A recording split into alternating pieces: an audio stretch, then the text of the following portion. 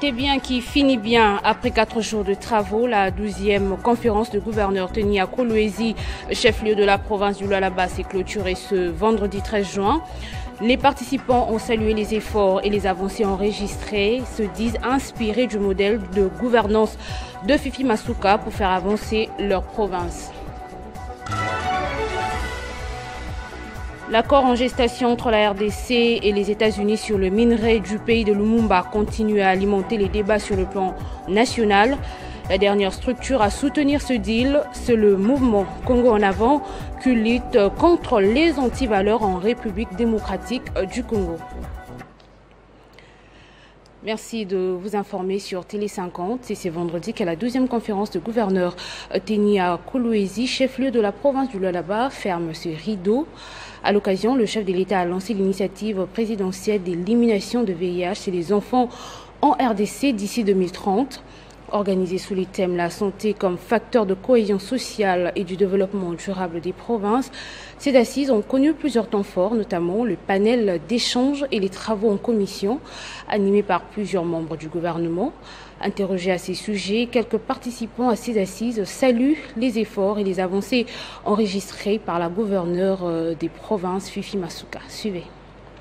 Aujourd'hui, en convoquant tous les acteurs clés ici, tous les gouverneurs de province, les partenaires au développement, les bailleurs de fonds, mais aussi l'ensemble du gouvernement national, eh bien, le président de la République a montré son engagement d'améliorer la santé de la population congolaise comme facteur du développement.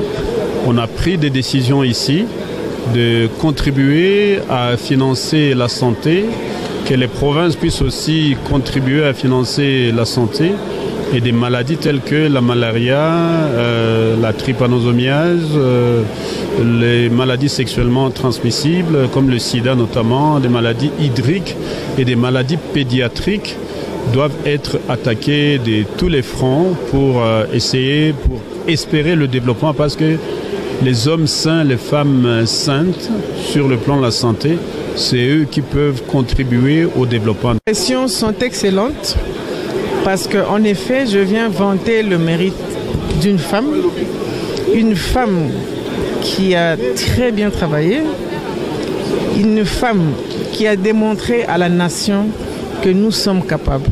C'est pour ça que nous avions vanté notre parité, pour qu'aux côtés d'un homme, professionnellement, il y ait également une femme. Et je suis très ravie de venir personnellement pour lui présenter mes sincères félicitations, parce que je suis d'avis de penser que la relève de ce pays passera par la femme. Nous sommes femmes, c'est nous qui gérons le ménage. De la même manière dont nous gérons les ménages, nous sommes capables de bien gérer les responsabilités qui nous sont confiées. En tout cas, ma main au cœur, je dis félicitations à notre gouverneur qui a fait preuve de ses capacités, qui accompagne valablement la vision du chef de l'État. Et l'arrivée du chef de l'État, Félix Tshisekedi, dans la ville de Kolwezi est aussi une occasion de découvrir quelques initiatives privées à la base de la création d'emplois. À l'exemple du médecin Bernard Somona, directeur général de la clinique médicale et ophtalmologique de Kolwezi.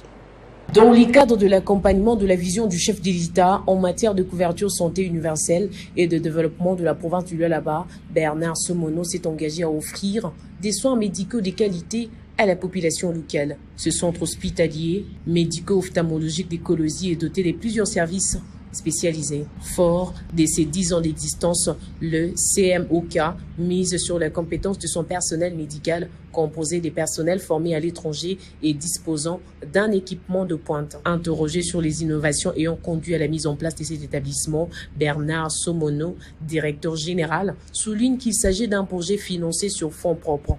La santé, elle est la mère de toute chose dans la vie d'une personne. Elle est très importante. Et donc, lorsque vous n'avez pas une bonne santé, vous ne faites rien. Et d'une manière générale, et pour que vraiment l'on puisse se développer, comme je le disais à son début, il faut qu'on soit en bonne santé. J'apprécie ces idées-là et j'ai entendu son Excellence, Monsieur le Président, qui a martelé sur la santé pour dire qu'elle est très importante et l'importance qu'il donne à la santé. Et donc, ça, j'apprécie. Et les patients, satisfaits de la qualité de soins reçus, n'y cachent pas leur reconnaissance. J'apprécie beaucoup vraiment le travail. S'il y a encore autre chose à améliorer, qu'il le fasse vraiment. Mais déjà, ça va. C'est extrêmement super parce que l'état dont j'étais venu ici, c'était pas l'état que j'ai. J'étais venu ici, je ne m'y attendais même pas que je pouvais encore me tenir debout. À noter qu'un nouveau bâtiment du CMOK ouvrira bientôt ses portes à Kolwezi. Autre chose, après leur adoption à l'Assemblée nationale, les 8 projets de loi de ratification des accords de prêt présentés par le ministre des Finances Doudou Fwamba Likondeli Botaï ont été approuvés jeudi en seconde lecture par les Sénats. Une séquence législative décisive qui illustre la cohésion institutionnelle autour de la mise en œuvre du programme d'action du gouvernement et de la vision du président de la République, Félix Tshisekedi Tshilombo. Après l'Assemblée nationale, Doudou Fwamba Likondeli Botaï fait valider 8 projets de loi de ratification au Sénat. La Chambre haute du Parlement a voté à l'unanimité 8 projets de loi de ratification défendus par le ministre des Finances Doudou Fwamba. Cette validation en seconde lecture intervient après l'étape de l'Assemblée nationale. Cette séquence législative fait remarquer l'entourage de l'argentier national reflète l'alignement des institutions autour du programme d'action du gouvernement et de la vision portée par le président de la République.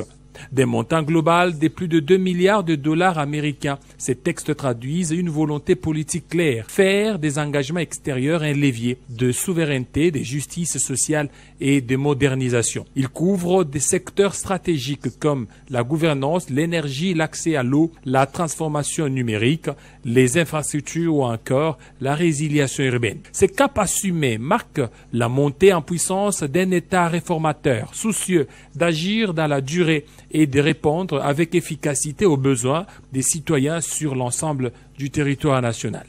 La promulgation de ces lois par le président de la République, Félix-Antoine Tshisekedi Tshilombo, viendra consacrer leur entrée en vigueur dans un contexte régional et international exigeant.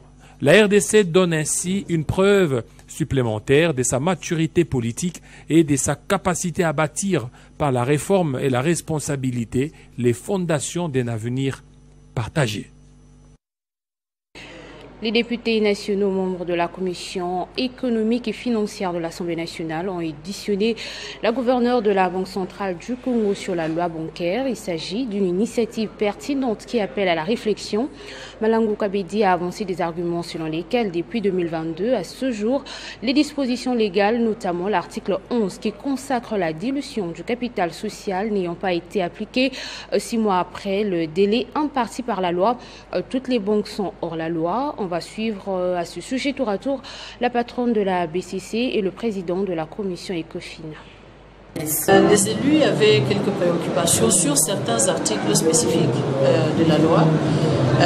Comme les discussions continuent, vous vous rendez bien compte que je ne peux pas révéler le contenu, mais les débats étaient portés sur plusieurs questions qui concernent la loi, mais aussi qui concernent le secteur financier dans son ensemble, et des questions diverses et variées, reflétant les préoccupations de la population. Et donc, en tant que gouverneur, j'ai eu à apporter les éléments reflétant les analyses et les résultats des analyses de la Banque centrale. Les députés membres de la commission ECOFIN ont commencé l'examen approfondi de cette loi, de cette initiative parlementaire qui élève d'un de nos collègues à la suite de l'acceptation par la grande plénière de sa recevabilité. Et tour à tour, nous avons écouté les acteurs qui interviennent dans le secteur bancaire. Nous avons écouté les banques à travers leur association ACB. Nous avons également écouté la FEC. Nous avons ensuite écouté le ministre des Finances. Et aujourd'hui, nous avons écouté la gouverneure de la Banque centrale. Parce que c'est elle qui joue le rôle de régulateur et de supervision dans le secteur. Concrètement, c'est une initiative qui est pertinente, qui appelle réflexion. Et là, la gouverneure a avancé les éléments qui ont fait que, depuis 2022 à ce jour, les dispositions légales, notamment l'article 11, qui consacre la dilution du capital social, n'aient pas été appliquées. Donc concrètement, depuis 2011, 6 mois après le délai imparti par la loi, toutes les banques sont hors la loi. là, il est question pour nous, législateurs, de voir pourquoi la loi n'a pas été appliquée, quelles sont les mesures qui doivent être prises pour que cette loi soit appliquée, si on estime qu'elle doit l'être dans ces termes-là. Et tour à tour, on a écouté tout le monde, la réflexion continue. Là, les travaux sont dans un sous-groupe. Demain matin, nous aurons l'écriture à adapter pour cet examen. Nous allons faire rapport à la grande plénière. Et puis le bureau de l'Assemblée nationale, la CENI et le ministère du Genre en partenariat avec l'ONU Femmes ont organisé une journée de réflexion autour du thème « Quelles réformes pour faire avancer la participation de femmes en 2028 ?» Les difficultés auxquelles font face les élus lors de la campagne électorale ont été également évoquées. C'est l'honorable princesse Dominique Monongo qui a conduit la délégation de l'Assemblée nationale. Quelles réformes pour faire avancer la participation politique des femmes en 2028, c'est le thème autour duquel a gravité le Café Genre sur les réformes électorales, organisé par l'ONU Femmes en collaboration avec le bureau de l'Assemblée nationale, la Commission électorale nationale indépendante CENI en sigle, ainsi que le ministère du Genre, Famille et Enfants, ce jeudi 12 juin 2025, dans la salle de banquet du Palais du Peuple. Au nom du président de l'Assemblée nationale, le professeur Vital Kamere, le rapporteur Jacques Njoli a procédé à l'ouverture de cette matinée d'échange et des coordinations entre différentes parties prenantes autour des réformes clés susceptibles d'améliorer la participation des femmes dans les postes électifs en République démocratique du Congo à l'horizon 2028. Nous interpelle tous et appelle donc à des réformes concrètes, audacieuses et... Intervenante au panel sur les expériences vécues lors des élections, le rapporteur adjoint, la princesse Dominique Monongo a relevé avec délicatesse les défis majeurs rencontrés durant son parcours qui ont été capitalisés durant ses assises dans les propositions des réformes attendues. Les réformes, aussi bien intentionnées soient-elles, doivent s'accompagner des moyens concrets et d'un ancrage réel dans nos communautés. Tour à tour, la société civile électorale ainsi que les représentants institutionnels se sont longuement apaisantis autour du regard croisé sur les axes des réformes ainsi que les perspectives pour les réformes électorales favorables à l'accès des femmes aux institutions électives. Le non-respect du cadre légal sur la parité, la faible participation de la femme, l'absence d'obligation légale sur la parité, le faible financement des femmes, l'usurpation des résultats des femmes candidates, les violences sexuelles, sexistes, physiques, psychologiques et sociales, des mots dénoncés par les participantes lors du débat général ont été balayés par les intervenants qui ont apporté plusieurs recommandations. Parlons à présent du deal sur les minerais entre la RDC et les États-Unis, les mouvements au Congo en avant, l'une des structures congolaises qui lutte contre les antivaleurs telles que la corruption et les détournements et les deniers publics suit de près ces négociations. Ces mouvements s'est rendus vendredi aux ambassades des États-Unis, de la France et de la Belgique pour exprimer leur soutien à ce projet. Et ils en ont saisi l'opportunité pour demander à ces ambassades de ne pas accorder l'asile à l'ancien Premier ministre Augustin Matata Ponyo, qui a été condamné à 10 ans de prison par la justice congolaise. Tout en insistant sur les intérêts fondamentaux de la République démocratique du Congo, le mouvement Congo en avant a exprimé son appréciation pour les partenariats stratégiques entre la RDC et les États-Unis d'Amérique sur les mines.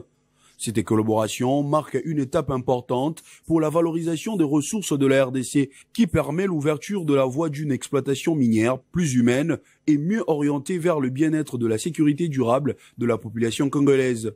C'est avec enthousiasme que ces mouvements saluent les efforts de l'ambassade des États-Unis à Kinshasa pour renforcer ce projet et s'engagent à accompagner les entreprises américaines qui s'implanteront en RDC et à mobiliser la jeunesse congolaise pour qu'elle protège ses investissements, gage de création des millions d'emplois pour les jeunes. Les États-Unis d'Amérique font de la lutte contre la corruption leur priorité. Ainsi, nous pensons que tous les projets qui seront énumérés seront bel et bien réalisés.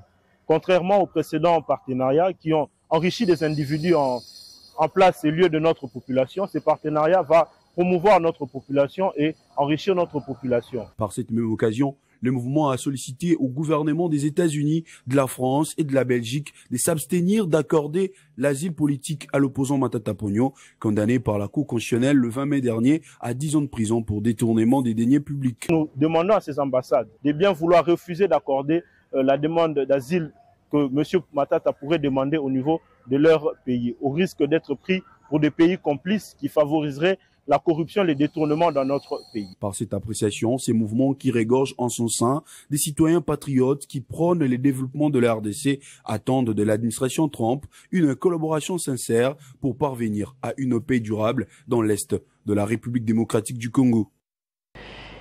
Il s'est tenu à la direction du secrétariat de fonds de contrepartie la signature d'un accord de cession subvention pour la construction et l'équipement des ateliers et salles des formations de l'Institut national des préparations professionnelles à Chikapa et Kananga. Ce projet vise à fournir et installer des équipements des formations pour un montant total de 553 998 $.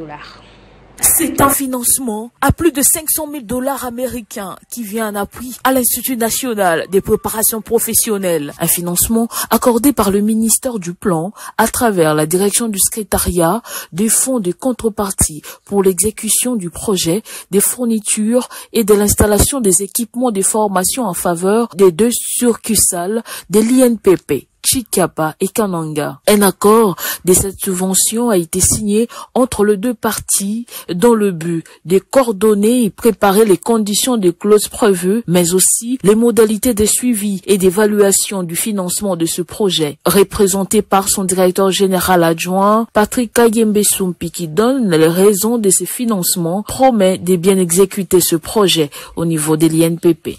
Un projet qui entre dans la droite ligne du président de la République.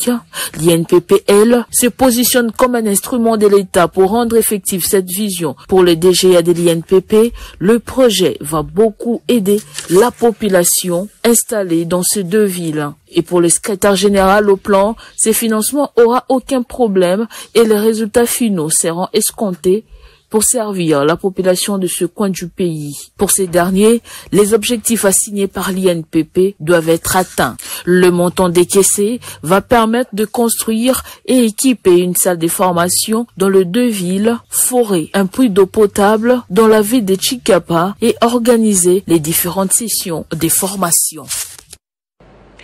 Et la 2e édition de la Semaine de l'énergie se tiendra du 24 au 26 juin 2025 en la salle La Perle de Sainte-Anne dans la commune de la Gombe à Kinshasa, sous la direction de Dr Sandrine Mubenga, DG de l'autorité de régulation du secteur de l'électricité. Les précisions dans ce reportage signé Alex Boutella. Ces assises, dont l'objectif est de renforcer la dynamique collective autour des défis et perspectives du secteur de l'énergie en RDC, vont se dérouler sur 3 jours. En cette circonstance, le directeur général de l'ARE va présenter le rapport annuel 2024. Aussi présentera-t-on avec projection les activités des 3 opérateurs du secteur.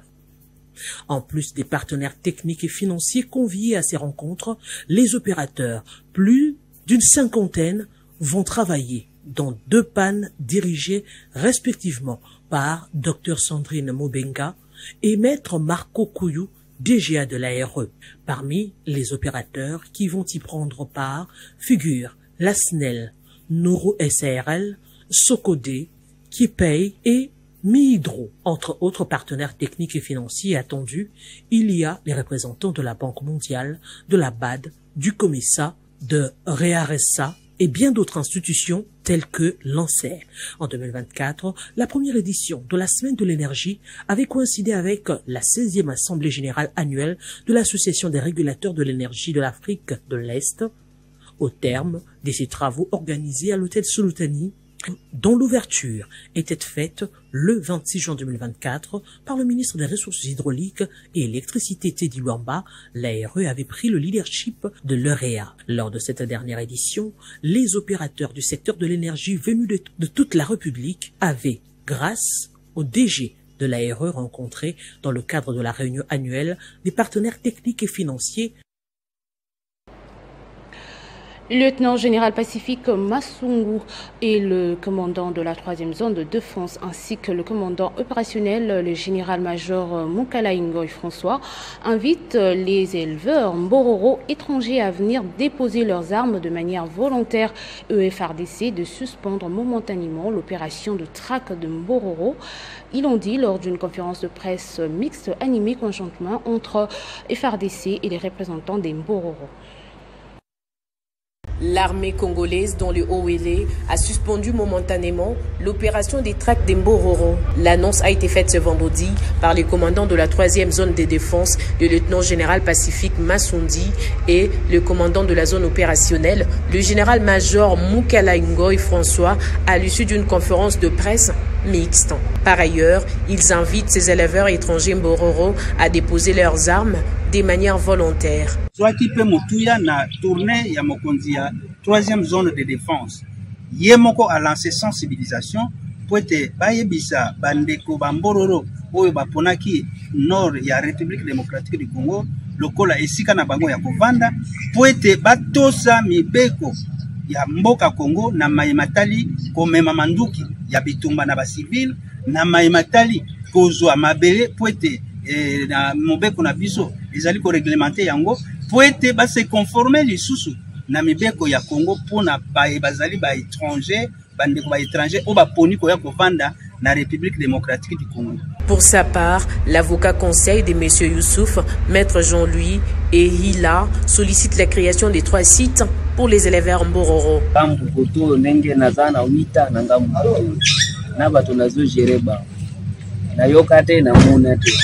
Bakunji mokoro nyonso toza pe na bakunji o toza na bango basoda ba polisi ba DG ba ANR tutambula kana bango ici terrain nyonso mais nayoka teke bakangi awa.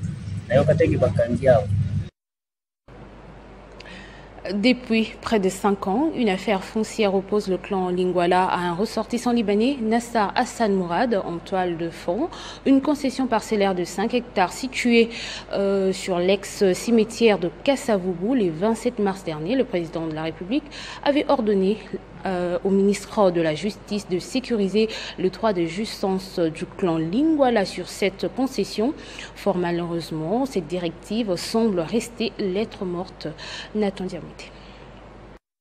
Malgré son statut de persona non grata en République démocratique du Congo, Nasser Hassan Mourad continuerait selon le clan Lingwala à exercer des pressions et à multiplier les actes qualifiés des mafieux dans l'objectif de s'approprier illégalement cette concession. Cette lettre datée du 27 mars 2025, signée par les directeurs des cabinets du président de la République et adressée au ministère de la Justice, donnait instruction claire de sécuriser les droits des jouissances du clan Lingwala sur cette parcelle. Mais plus de 2 mois plus tard, cette directive semble rester lettre morte. Ngobila Ngebou Guilin, chef coutumier du clan Lingwala, dénonce qu'il qualifie d'irrespect total des ordres de la haute hiérarchie et exige l'application stricte des instructions présidentielles. Un ordre d'une haute autorité du pays qui vous ordonne de sécuriser les clans Lingwala dans leur superficie telle que mentionnée dans cet arrêté ici, de 5 hectares 76, et cet ordre doit souffrir au niveau d'un animateur, d'une institution gouvernement qui est en dessous d'une institution président de la République, c'est la haute autorité. Face à cette inaction, les interrogations se multiplient. Le ministère de la Justice est-il infiltré? Y aurait-il des complicités internes? Le nom de Puch Mwabilou, ancien ministre de l'Urbanisme et Habitat, est notamment cité par les clans comme étant l'un des acteurs clés d'un réseau souterrain. Plusieurs personnes sont mises en cause par les clans Lingwala pour production agricole locale et autosuffisance alimentaire au ministère de l'Agriculture. Il y a eu ce vendredi à Kinshasa la remise symbolique des motos aux partenaires et ONG regroupant des producteurs agricoles du Congo afin de faciliter leur itinérance. La revanche du sol sur le sous-sol, tel que l'indique souvent le chef de l'État Félix-Antoine Tshisekedi Tshilombo, doit rapidement se matérialiser. Le projet d'autonomisation pour la valorisation de l'entrepreneuriat agricole et rural sensible à la nutrition inclusive et résilient au changement climatique en sigle Avenir, l'un des projets phares du ministère de l'Agriculture et Sécurité alimentaire, s'engage activement à renforcer les capacités de ses partenaires de mise en œuvre. C'est dans cette optique que ce vendredi 13 juin à Kinshasa, l'une des provinces bénéficiaires de ces projets, 98 motos au total ont été remises à des ONG et des partenaires qui regroupent des paysans pour la meilleure itinérance. Sont concernés en dehors de Kinshasa les provinces du Congo central, du Kwango et du Kwilu. Nous sommes un petit pays avec un potentiel énorme au point de vue terre agricole, au point de vue climat, au point de vue biodiversité, mais nous sommes un pays parmi les plus pauvres sur la Terre. Nous sommes un pays où vous avez près de 30 millions de gens qui ne mangent pas à leur faim. Cela doit cesser, cela doit s'arrêter. Cela ne peut s'arrêter que par le travail sur le terrain, par la production pour augmenter l'offre, n'est-ce pas, alimentaire et nous permettre d'avoir une souveraineté alimentaire adéquate. Sentiment de gratitude des producteurs agricoles du Congo et des syndicalistes. Nous sommes très contents de ce montage de ces projets. Si ça pouvait continuer pour que à chaque fois que nous avons des projets, nous puissions aussi être aussi des évaluateurs. La délégation syndicale est très contente de cette remise de motos qui est un moyen de transport par excellence pour l'itinérance des agriculteurs. Nous pensons que cette distribution ne sera pas la dernière. Un gouvernement se mesure par sa capacité à nourrir sa population. Le projet à venir est censé booster la production agricole des milliers de paysans à travers l'ensemble du territoire national. Miss Indépendance 2025, la 5e édition aura lieu le 28 juin, ce vendredi. L'organisatrice Véronique Kachala ainsi que les 26 Miss sélectionnées représentant les 26 provinces de la RDC étaient en conférence de presse avec les journalistes de Kinshasa. Quels sont les critères pour être sélectionnés? Quelle est la particularité de cette édition? Tout a été dit au cours de ce point de presse. Dans la cour du restaurant 19 de Kinshasa, Gombe, 26 Miss sélectionnées pour participer au concours des Miss Indépendance 5e édition organisée par la Fondation Oumoué en partenariat avec la marque Beaufort ont été présentées aux médias de Kinshasa. C'est un moment précieux pour moi d'organiser cette élection Miss Indépendance. Pourquoi le 26 provinces? Pourquoi fêter l'indépendance sans réunir les 26 provinces de la RDC? Placé sous les signes, célébration de l'unité nationale dans la diversité congolaise avec cette édition. Placé sous les signes, célébration de l'unité nationale dans la diversité congolaise. Cette édition a pour thème Femme d'épée, gardienne du futur, faire taire les armes. La présidente de la Fondation Oumoué, Véronique Kachala, est revenu sur la particularité de cette 5e édition. On s'est battu cette année pour organiser ça à cause de moyens financiers. On ne pouvait pas se déplacer à cause des efforts de guerre. Alors la particularité, on a réuni les filles à Kinshasa parce que Kinshasa représente la RDC. Les 26 provinces sont représentées ici. Nous sommes en train de défiler pour nos jeunes filles, nos mamans, tout ce qui se passe là-bas. Et je tiens encore à remercier notre partenaire. Miss Indépendance a pour objectif promouvoir la beauté et la culture congolaise en les mettant en avant les jours où la RDC a accédé à sa souveraineté nationale. Parlons des éliminatoires de la Coupe du Monde 2026 pour terminer. Les supporters des Léopards, dont Allez-y les Léopards rénovés, saluent les efforts du gouvernement et du chef de l'État Félix-Antoine Tshisekedi Tshilombo dans la volonté de faire qualifier les Léopards de la RDC. Les détails dans cette déclaration. Chers membres d'Allez-y les Léopards, nous réunissons à ce jour avec enthousiasme et fierté pour exprimer notre soutien inconditionnel à son Excellence, le Président de la République, Antoine Tshisekedi Tshilombo, pour avoir amené les Léopards à ce niveau-là, sans oublier avec la bénédiction de tous les peuples congolais. Pourquoi nous citons le chef de l'État? Il s'est donné corps et âme pour la réussite de nos Léopards, à les assistant presque tous les matchs, ce qui était une sorte de motivation morale, mentale et psychologique pour nos athlètes, sans oublier leurs primes. Pour cette même occasion, nous remercions et félicitons nos compatriotes de la diaspora pour la mobilisation et leur soutien à nos Léopards pour ces 2 matchs amicaux victorieux. Ensemble, nous pouvons faire de nos Léopards un symbole d'unité et d'espoir pour la cohésion nationale. Tous, réunissons-nous derrière les premiers sportifs congolais, son Excellence Félix-Antoine Tshisekedi Tshilombo, pour construire un avenir meilleur et commencer une nouvelle histoire pour notre sport en surmontant l'obstacle qui nous a empêchés depuis 51 ans à participer à la Coupe du Monde.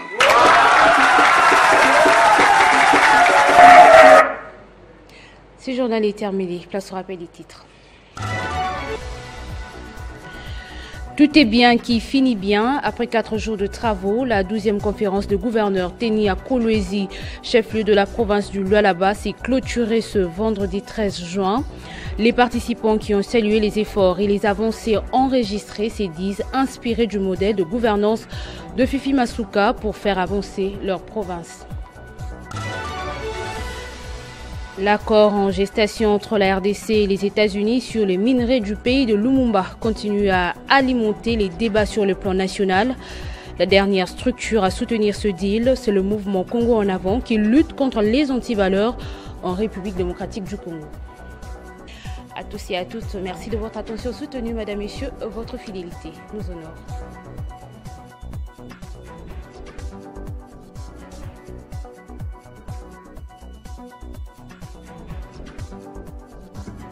Retrouvez toute l'actualité en continu sur www.tele50.cd.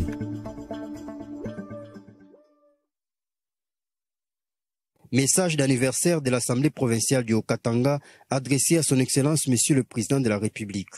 Au nom de tous les honorables députés provinciaux du Haut-Katanga, à celui des cadres et agents et à mon nom propre, je tiens à vous souhaiter, en ce jour mémorable, joyeux anniversaire. Que ce jour soit un moment de joie et de gratitude envers les leaders dévoués que vous êtes. Vous avez su, avec fermeté et détermination, porter les aspirations de notre peuple et défendre l'intégrité de notre nation.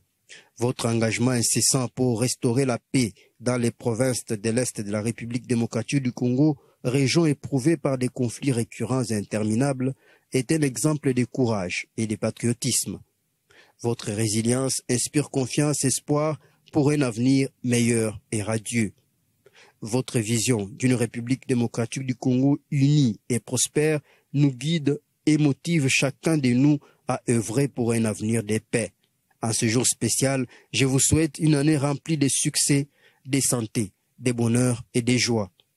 Que vous continuiez à être la lumière qui éclaire notre chemin vers une paix durable et une prospérité partagée. Joyeux anniversaire, Excellence Monsieur le Président. Fête à Lubumbashi le 13 juin 2025, très respectueusement, Honorable Kabwe Mwamba Michel, Président de l'Assemblée provinciale du Haut-Katanga.